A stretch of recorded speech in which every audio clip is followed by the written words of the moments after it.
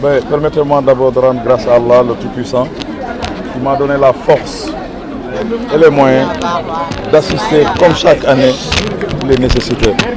Comme nous a toujours inculqué le président de la République Macky Sall. Vous l'avez constaté, presque la majeure partie de la population thiessoise sont là. Alhamdulillah, je peux dire. Vous avez octroyé des denrées du riz? Du riz, du sucre et des dattes. Ouais. Donc nous sommes au mois béni du Ramadan. C'est très normal qu'on puisse assister à la population thiessoise. Est-ce que vous pouvez revenir sur le coût? Non, je ne peux pas, sérieusement. Parce que les bienfaits, on n'a même pas besoin d'énumérer le montant ni la somme. La fois passée, j'avais énuméré un montant que je regrette d'ailleurs. Mais je pense qu'un bienfait n'est jamais privé. Okay. Vu le nombre de personnes qui est présent ici, qu'est-ce que vous avez ressenti par rapport à toutes ces populations? J'ai ressenti de l'émotion. Pour moi, on doit pouvoir assister les nécessités. C'est des valeurs qui nous ont été inculquées par le président de la République. Je pense que tout responsable, toute autorité doit pouvoir assister la population, sa population. Parce que quand nous sommes nommés à des postes étatiques, c'est très normal qu'on puisse revenir en arrière pour assister ces gens-là. La preuve, vous l'avez vu. Et en ce qui me concerne, ce n'est pas une première quand même. Vous l'avez vu, vous l'avez constaté et vous avez écouté les témoignages de certaines personnes. Et c'est des choses qui me renforcent et me fortifient d'ailleurs. En marge de cette cérémonie, parlons politique. Hier, le président Ousmane Sonko a fait une sortie. Est-ce que vous avez suivi sa sortie? Oui, vous savez, moi je l'ai tantôt dit que je n'ai jamais cessé et je ne cesserai jamais d'utiliser un dicton chinois qui disait que le mensonge peut faire le tour du monde le temps que la vérité met ses chaussettes. Je l'avais dit, je le redis et je continuerai encore une fois à maintenir mes propos par rapport à ça. Ousmane Sonko est une calamité, une personne dangereuse pour la cohésion sociale. Voilà un être qui est nuisible à la population et nous jeunes de sa génération. Quelqu'un, même s'il dort, il ment. Même s'il est avec ses épouses, il ment. Il a une maladie incurable qui est le mensonge. Sonko a deux problèmes. Les deux problèmes, c'est le sexe et le mensonge. Vous l'avez vu, je l'avais dit la fois passée qu'il avait une infection urinaire. La preuve, il a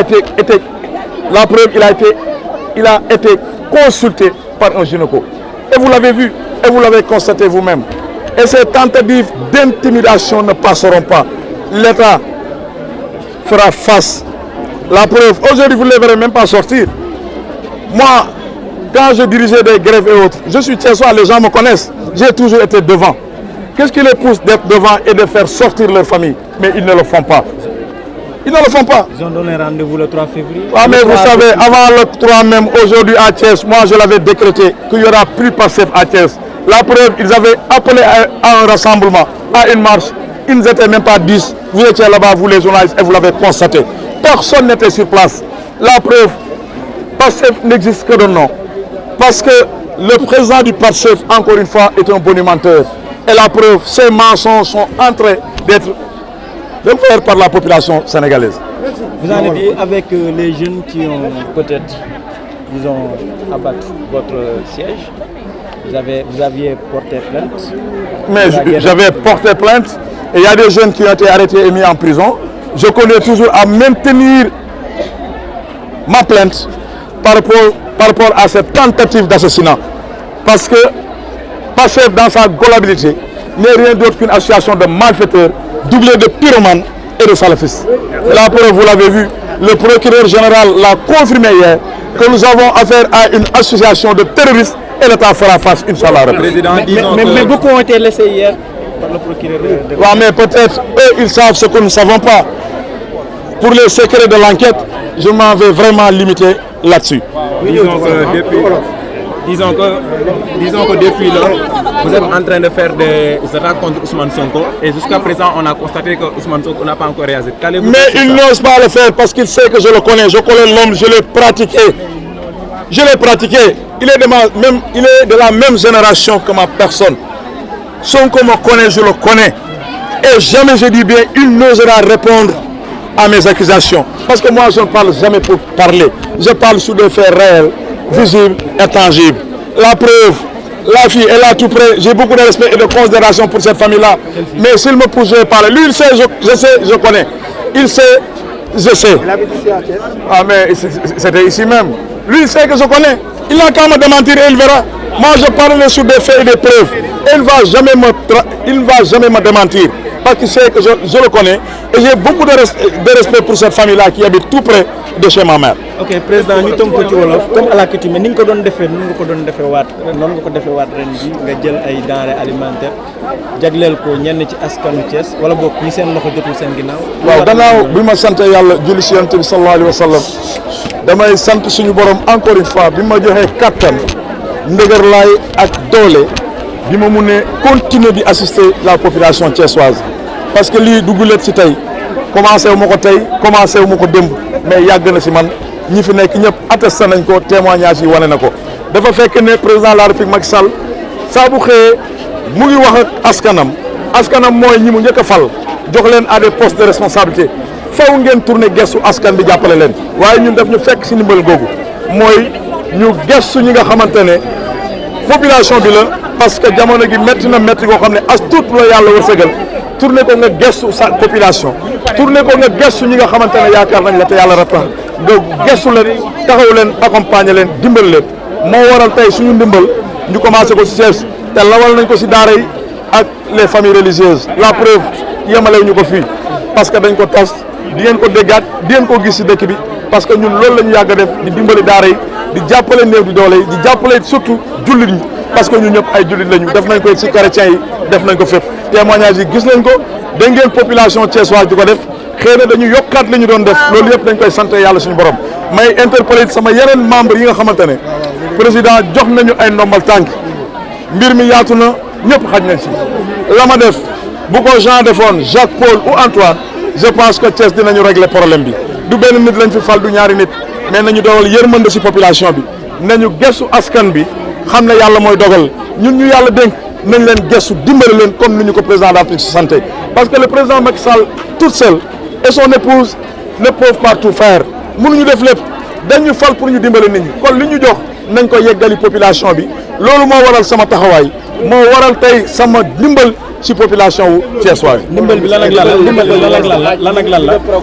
ceeb la suukar la ak tàndarma donc moom la ñu indi pour séddale ko population wu Thiès waay yi. mbooloo mi nekk fii ñëw est-ce que mate na ko wala tamit. waaw mais non du ma diggee man du ma diggee du ma wax lu ma mënul te du ma tas yaakaaru nit loolu di ma ko def du ma fi woote it loo xamante ne gëmuma ko yaakaar loo leen ñiy jël dem seen yoon seen yaakaar tas loolu du ma ko def lii ma leen indil jàpp leen ne sama ñàkk la sama yéene la sama diggante ak yéen cofeel ak dëgg gi dox sama diggante ak yéen du mbirum parti politique du mbirum dara dama ko def population thiessoise bu doon mbirum parti politique la bi may xëccoo mairie faluñu ma laaj tey sama loxo mais tey laa leen gën a jege tey laa leen gën a taxaw tey laa leen gën a dimbale donc sama diggante ak yéen du mairie la du affaire pouvoir moo tax mais yàlla daf ma bàqee nii bi ma juddoo ba léegi depuis xale damay dimbale ay nit te yàlla tax même lu ma mënul sax dinaa ko jéem a def ni mu toll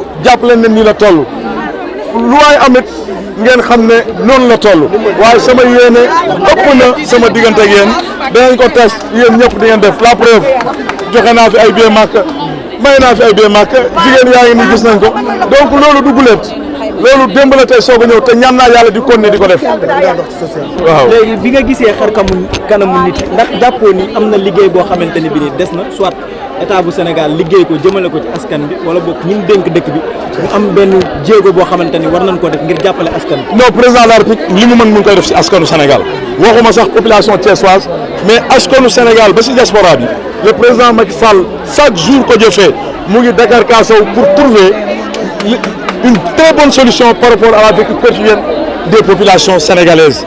La preuve, les choses sont en train de se parler d'elles-mêmes.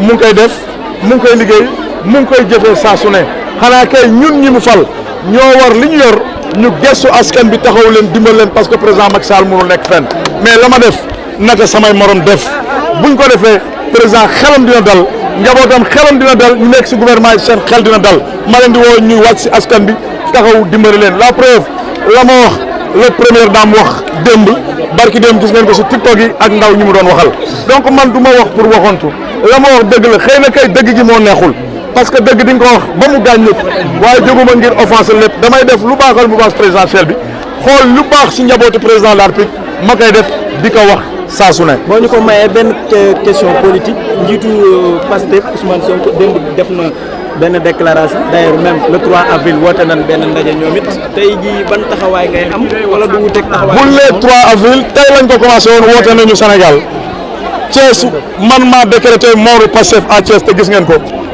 la ma doon liggéey maa ngi koy liggéey la ma doon def maa ngi koy def la preuve tey si jour bii tey woote nañu marche nationale manufacture la ñu waroon déparé jaar fi romb ñi leen wuyu ji matul fukki nit yéen journalistes yi da ngeen fa defee déclaration la ñu mujj def dem seen yoon pour vous dire que Pastef Thiès amatu fi ay jigéen ñoo leen di tontul ay jigéen ñoo leen di xeexal ay jigéen ñoo leen di waxal te ñun dañu am yërmande si jigéen ñi moo tax duñu tontanteel ay jigéen moo waral ñi fi nekk ñëpp te bëri ay jigéen lañu donc seen njiit duma taay si di ko wax koo xam ne du nitu dëgg dafa tàqalikoog dëgg encore une fois parce que lépp lu mu mës a wax dara du si dëgg la ma waxoon tey laay firndeel waxaat ko dëggal ko Ousmane ñaari jàngoro la am jàngoro kàcc ak jàngoro sexe mooy suuf gi loolu ñëpp xam nañ ko la preuve biñ ñëwee feebar dañ ko empoisonné te dara amu si bi mu demee clinique ba gis ngeen ko yéen ñëpp ay médecin wax nañu ñi fa rek moom wax nañu ay gynécologue ñoo ko doon suivre cela veut dire que la ma waxoon démb moom lay dëggal tey la ma waxoon ne infection urinaire la am l'histoire m'a donné raison parce qu'il a été suivi par des gynécos la preuve kooku ay waxam wax dëgg yàlla du ma si dóor samay doom comportement ma ki doxalinam la preuve tey population sénégalaise bi tourné nañ ko le dos parce que xam nañ ne non seulement nitu fitna la salafiste la terroriste la ay jëfam ak doxalinam wan nañ ko la preuve bi ñuy jéem a taal fii di jéem a attenter à ma vie penser que je suis sur place j'étais sur place te ba ma fi nekkoon leer na ma dinaa jël ay bakkan ma loolu leer na ma parce que yor naa arme j'ai une autorisation de port d'arme ñoom xam nañ ko xam nañ sama fit fu mu nekk tooñu ma nag mais waaye maa ngi artu l'opinion nationale et internationale li ñu jiimoon bis bu ñu ko tentaté wallahi wala sim danañ ma rey wala bakkan dina fi des man loolu leer na ma parce que du ma nit ku ñuy xokkatal du ma nit ku ñuy napp wala ku ñuy jaay fitna Thiès laa dëkk fii laa juddoo fii laa màggee aw ma fenn sens interdit parce que maag ñoom benn lañu waaye nag am na loo xam ne du ma ko nangu fa ma far laa far kenn laay jàppale muy le président Macky Sall kenn mooy sama candidat muy le président Macky Sall te dem naa ne ñi ñëpp moom la ñu àndal donc loolu rek jar na sant alhamdulilah mais mënuma tontu parce que bi ma dalee wax ak moom ba léegi Ousmane tontuwuma parce que Ousmane c'est xam na ne xam naa ko xam na ne xamante nañu parce que li mu fi sàq woon ay jamono soriwut même koñ bi laa dëkk muy 10e moom xam na man xam naa su bëggee ma xuus na ma tontu man je lui lance un défi il n'a qu'à me répondre bis bu ma dégloo bis bu ma tontoo sénégalais yi dinañu déglu loo xamante ne ñu ko commencé woon bàyyi ngir samay déclaration dañ kon ne di ko bàyyi ci kàttanu yàlla suñu borom et je lui lance un défi waaw mais la preuve lii moo fi indi woon damay génn dem pour préparer le procès de Mame Mbaye Niang et j'en profite pour faire un appel à l'unité pour la consolidation de toutes les forces vives de Benno Bokk Yaakaar autour du président de la République Macky Sall autour de notre frère Mame Mbaye Niang maa ngi demande ñëpp nañu mobiliser wu comme un seul homme réunir derrière cette personne accompagner ko au niveau du tribunal pour faire face à ce terroriste à ce pyromane qui est une calamité pour le Sénégal.